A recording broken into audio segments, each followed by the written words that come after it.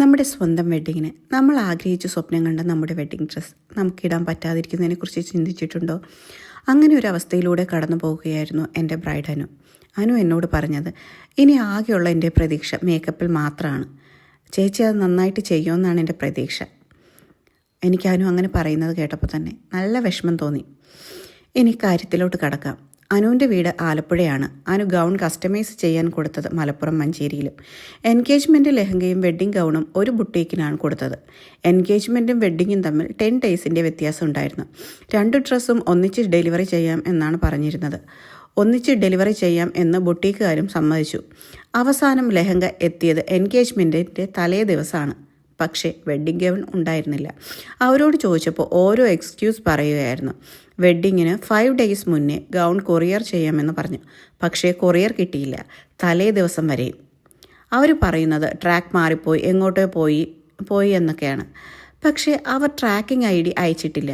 ഈ ഗൗണിൻ്റെ പിക്സ് ഇതുവരെ അയച്ചിട്ടില്ല. Working process നടന്നുകൊണ്ടിരിക്കുമ്പോഴും bride ചോദിക്കുന്നുണ്ടായിരുന്നു pics എവിടെയെന്ന്. അപ്പോഴും അയച്ചിട്ടില്ല. പിന്നെ ഞങ്ങൾ എങ്ങനെ വിശ്വസിക്കും അവർ ഇങ്ങനെ ഒരു ലെഹങ്ക ചെയ്തെന്ന് തന്നെ? അവസാനം തൊട്ടടുത്തുള്ള ഏതോ അതും സൺഡേ ആണ് തലേ ദിവസം എന്ന് പറയുന്നത്. മൺഡേ ആയിരുന്നു വെഡ്ഡിങ്. അവസാനം തൊട്ടടുത്തുള്ള ഒരു റെൻ്റൽ ഷോപ്പിൽ പോയി സാധാരണ ഒരു ഡ്രസ്സ് എടുക്കുകയാണ് ചെയ്തത് അനു. അനുവിൻ്റെ ആഗ്രഹിച്ച അനുസരിച്ചിട്ടുള്ള കമ്മലോ മാലയോ അങ്ങനെയൊന്നും അനു ഇട്ടിട്ടില്ല.